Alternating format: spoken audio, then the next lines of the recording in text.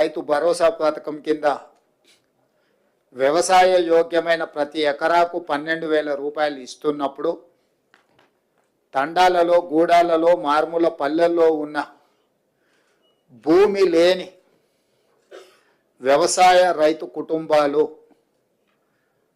భూమి లేకపోవడం ఒక శాపము, ప్రభుత్వం మమ్మల్ని ఆదుకోకపోవడము ఇంకొక శాపము అన్నట్టుగా పాదయాత్రల సందర్భంగా అటు భట్టి విక్రమార్క గారికి కానీ నాకు కానీ ఈ మధ్యకాలంలో మా మంత్రివర్గ సహచరులు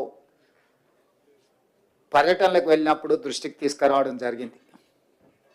అందుకే మా ప్రభుత్వం భూమి లేని వ్యవసాయ కుటుంబాలకు ప్రతి సంవత్సరానికి 12,000 రూపాయలు వాళ్ళకు కూడా ఇవ్వాలి, వాళ్ళు కూడా మన సమాజంలో మనలో భాగమే అని గుర్తించి ఈ పథకాన్ని అమలు చేయాలని నిర్ణయం తీసుకున్నది. ఈ పథకానికి ఇందిరమ్మ ఆత్మీయ భరోసా పథకం అని చెప్పి నామకరణం చేయడం జరిగింది. ఈరోజు భూమి ఉన్న వ్యవసాయ యోగ్యమైన భూములకు రైతులకు ఎకరాకు 12,000 ఇవ్వడమే కాకుండా భూమి లేని వ్యవసాయ కుటుంబాలకు సంవత్సరానికి 12,000 రూపాయలు ఇందిరమ్మ ఆత్మీయ భరోసా పథకం కింద ఇవ్వాలని నిర్ణయం చేయడం జరిగింది. ఇదే కాకుండా చాలా సంవత్సరాల నుంచి రేషన్ కార్డుల సమస్య పేదవాళ్ళను పట్టి పీడిస్తుంది. అందుకే రేషన్ కార్డు లేని అందరికీ నూతన రేషన్ కార్డులు ఇవ్వాలని కూడా ఈ మంత్రివర్గ సమావేశంలో నిర్ణయం తీసుకోవడం జరిగింది. కాబట్టి ఈ అన్ని పథకాలు జనవరి 26, 2025 నుండి ప్రారంభం కాబోతున్నాయి. జనవరి 26, 2025కు ఒక ప్రత్యేకత ఉన్నది. మన రాజ్యాంగం అమలు జరిగి డాక్టర్ బాబాసాహెబ్ అంబేద్కర్ గారు మన రాజ్యాంగాన్ని ప్రసాదించి అమలు చేయబట్టి 75 సంవత్సరాలు పూర్తి చేసుకుంటున్న సందర్భంగా జనవరి 26, 2025 నుంచి పథకాలను అన్నింటిని కూడా అమలు చేయాలి అని చెప్పి మా ప్రభుత్వం నిర్ణయం తీసుకున్నది.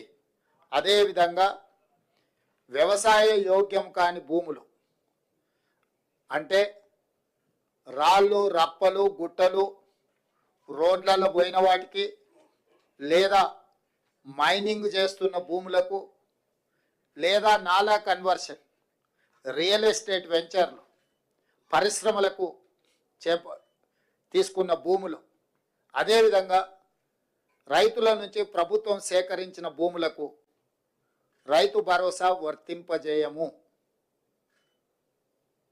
ఎలాంటి గందరగోళం ఉండాల్సిన పని లేదు.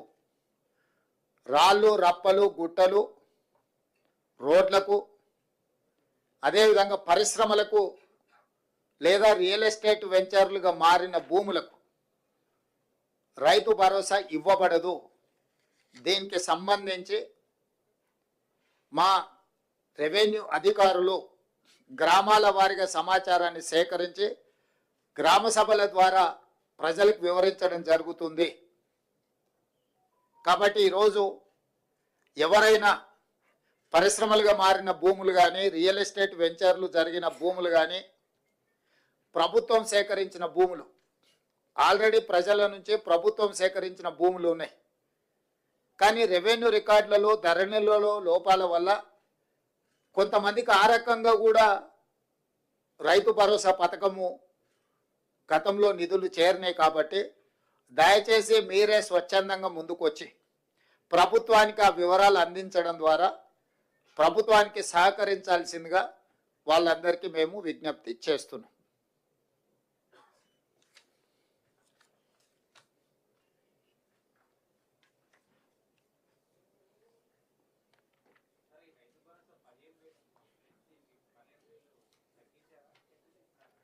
పెంచినాం, 10,000 నుంచి 12,000కు పెంచినాం.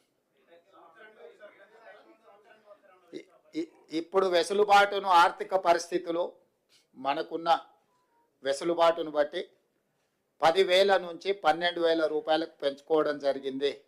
అదేవిధంగా భూమి లేని వ్యవసాయ కుటుంబాలకు కూడా 12,000 రూపాయలు ఇవ్వాలని నిర్ణయించుకోవడం జరిగింది. ప్రభుత్వానికి ఉన్న ఆదాయ వనరులను ప్రభుత్వం ఆదాయం పెంచడం, పేదలకు పంచడం మా ప్రభుత్వం యొక్క విధానం. ఎంత వెసులుబాటు ఉంటే అంత వెసులుబాటుతోటి రైతులకు మేలు చెయ్యాలన్నదే మా ఆలోచన. దాంట్లో భాగంగానే గత ప్రభుత్వం 10,000 రూపాయలు మాత్రమే ఇస్తే మా ప్రభుత్వం 12,000 రూపాయలను ఇవ్వడం జరిగింది.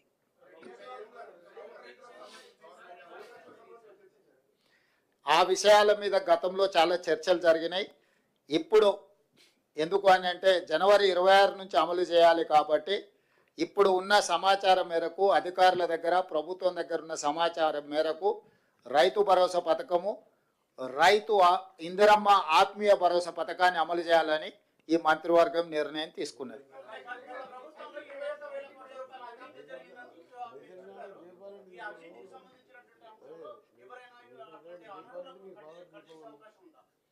ఇప్పుడు గతంలో ఏం జరిగిందో దాని వెనక్కి వెళ్తే కేసీఆర్ కుటుంబము 1000 సంవత్సరాలు జైలు శిక్ష అనుభవించాల్సి వస్తుంది.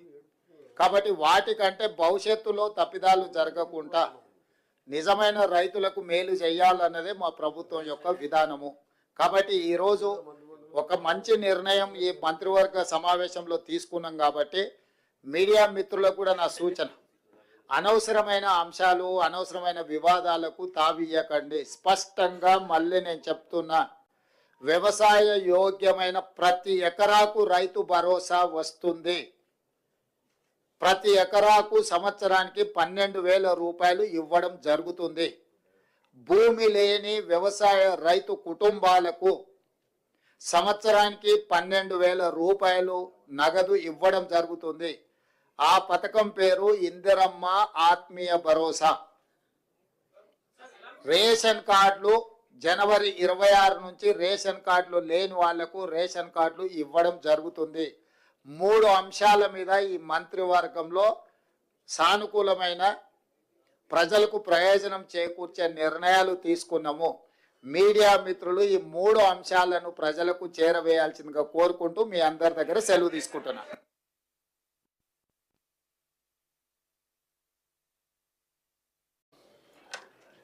ఈ నూతన సంవత్సరంలో మంచి జరగాలని, ఈ ప్రభుత్వం వాళ్ళను అన్ని రకాలుగా ఆదుకోవాలని, వ్యవసాయం దండగ కాదు వ్యవసాయం పండుగ చెయ్యాలని మా ప్రభుత్వం పట్టుదలతో చేపట్టిన కార్యక్రమాలలో భాగంగా రైతు భరోసాకు సంబంధించి శాయశక్తుల ప్రతిపక్షాల నుంచి మొదలు పెడితే పత్రికల ప్రసార సాధనాల వరకు ఊహాగానాలు చేయడం, ఉన్నవి లేనివి ప్రభుత్వ నిర్ణయాలని మీకు మీరే ప్రకటించి రైతులలో గందరగోళాన్ని సృష్టిస్తున్నారు. కాబట్టి ఆ గందరగోళాన్ని దూరం చేస్తూ రైతులకు ఒక శుభవార్త వినిపించాలని ఈ మంత్రివర్గ సమావేశంలో సహచరులందరి సూచనల మేరకు ఈరోజు నిర్ణయం తీసుకోవడం జరిగింది. రైతు భరోసా కార్యక్రమంలో భాగంగా వ్యవసాయ యోగ్యమైన భూములన్నింటికి రైతు భరోసా పథకం కింద నిధులను ఇవ్వడం జరుగుతుంది. గత ప్రభుత్వం రైతు బంధు పథకంలో భాగంగా సంవత్సరానికి 10,000 ఇస్తే మా ప్రభుత్వం ప్రజాపాలనలో రైతులందరికీ సంవత్సరానికి 12,000 రూపాయలు ఇవ్వాలని నిర్ణయం తీసుకున్నది. అదేవిధంగా భూమి ఉన్న రైతులకు రైతు భరోసా పథకం కింద వ్యవసాయ యోగ్యమైన ప్రతి ఎకరాకు 12,000 రూపాయలు ఇస్తున్నప్పుడు తండాలలో, గూడాలలో, మారుమూల పల్లెల్లో ఉన్న భూమి లేని వ్యవసాయ రైతు కుటుంబాలు, భూమి లేకపోవడం ఒక శాపము, ప్రభుత్వం మమ్మల్ని ఆదుకోకపోవడము ఇంకొక శాపము అన్నట్టుగా పాదయాత్రల సందర్భంగా అటు భట్టి విక్రమార్క గారికి కానీ నాకు కానీ ఈ మధ్యకాలంలో మా మంత్రివర్గ సహచరులు పర్యటనలకు వెళ్ళినప్పుడు దృష్టికి తీసుకురావడం జరిగింది. అందుకే మా ప్రభుత్వం భూమి లేని వ్యవసాయ కుటుంబాలకు ప్రతి సంవత్సరానికి 12,000 రూపాయలు వాళ్ళకు కూడా ఇవ్వాలి, వాళ్ళు కూడా మన సమాజంలో మనలో భాగమే అని గుర్తించి ఈ పథకాన్ని అమలు చేయాలని నిర్ణయం తీసుకున్నది. ఈ పథకానికి ఇందిరమ్మ ఆత్మీయ భరోసా పథకం అని చెప్పి నామకరణం చేయడం జరిగింది. ఈరోజు భూమి ఉన్న వ్యవసాయ యోగ్యమైన భూములకు రైతులకు ఎకరాకు 12,000 ఇవ్వడమే కాకుండా భూమి లేని వ్యవసాయ కుటుంబాలకు సంవత్సరానికి 12,000 రూపాయలు ఇందిరమ్మ ఆత్మీయ భరోసా పథకం కింద ఇవ్వాలని నిర్ణయం చేయడం జరిగింది. ఇదే కాకుండా చాలా సంవత్సరాల నుంచి రేషన్ కార్డుల సమస్య పేదవాళ్ళను పట్టి పీడిస్తుంది. అందుకే రేషన్ కార్డు లేని అందరికీ నూతన రేషన్ కార్డులు ఇవ్వాలని కూడా ఈ మంత్రివర్గ సమావేశంలో నిర్ణయం తీసుకోవడం జరిగింది. కాబట్టి ఈ అన్ని పథకాలు జనవరి 26, 2025 నుండి ప్రారంభం కాబోతున్నాయి. జనవరి 26, 2025కు ఒక ప్రత్యేకత ఉన్నది. మన రాజ్యాంగం అమలు జరిగి డాక్టర్ బాబాసాహెబ్ అంబేద్కర్ గారు మన రాజ్యాంగాన్ని ప్రసాదించి అమలు చేయబట్టి 75 సంవత్సరాలు పూర్తి చేసుకుంటున్న సందర్భంగా జనవరి 26, 2025 నుంచి పథకాలను అన్నింటిని కూడా అమలు చేయాలి అని చెప్పి మా ప్రభుత్వం నిర్ణయం తీసుకున్నది. అదేవిధంగా వ్యవసాయ యోగ్యం కాని భూములు అంటే రాళ్ళు, రప్పలు, గుట్టలు, రోడ్లలో పోయిన వాటికి లేదా మైనింగ్ చేస్తున్న భూములకు లేదా నాలా కన్వర్షన్, రియల్ ఎస్టేట్ వెంచర్లు, పరిశ్రమలకు తీసుకున్న భూములు, అదేవిధంగా రైతుల నుంచి ప్రభుత్వం సేకరించిన భూములకు రైతు భరోసా వర్తింపజేయము. ఎలాంటి గందరగోళం ఉండాల్సిన పని లేదు.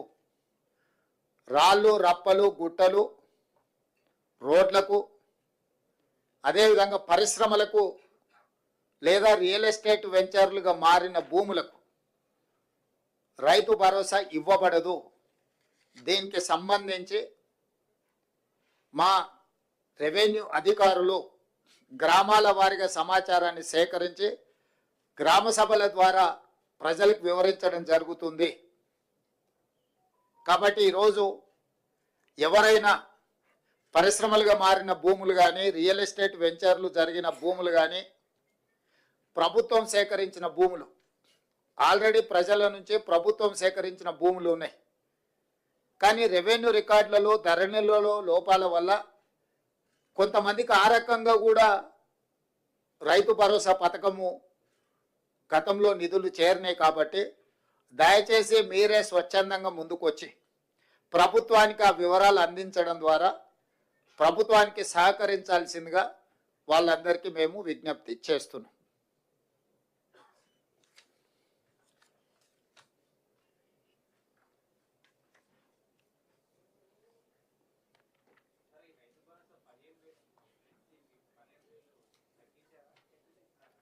పెంచినాం, 10,000 నుంచి 12,000కు పెంచినాం. ఇప్పుడు వెసులుబాటును, ఆర్థిక పరిస్థితులు, మనకున్న వెసులుబాటును బట్టి 10,000 నుంచి 12,000 రూపాయలకు పెంచుకోవడం జరిగింది. అదేవిధంగా భూమి లేని వ్యవసాయ కుటుంబాలకు కూడా 12,000 రూపాయలు ఇవ్వాలని నిర్ణయించుకోవడం జరిగింది. ప్రభుత్వానికి ఉన్న ఆదాయ వనరులను ప్రభుత్వం ఆదాయం పెంచడం, పేదలకు పంచడం మా ప్రభుత్వం యొక్క విధానం. ఎంత వెసులుబాటు ఉంటే అంత వెసులుబాటుతోటి రైతులకు మేలు చెయ్యాలన్నదే మా ఆలోచన. దాంట్లో భాగంగానే గత ప్రభుత్వం 10,000 రూపాయలు మాత్రమే ఇస్తే మా ప్రభుత్వం 12,000 రూపాయలను ఇవ్వడం జరిగింది.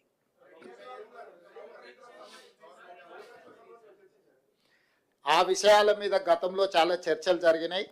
ఇప్పుడు ఎందుకు అని అంటే జనవరి 26 నుంచి అమలు చేయాలి కాబట్టి ఇప్పుడు ఉన్న సమాచారం మేరకు అధికారుల దగ్గర ప్రభుత్వం దగ్గర ఉన్న సమాచారం మేరకు రైతు భరోసా పథకము ఇందిరమ్మ ఆత్మీయ భరోసా పథకాన్ని అమలు చేయాలని ఈ మంత్రివర్గం నిర్ణయం తీసుకున్నది.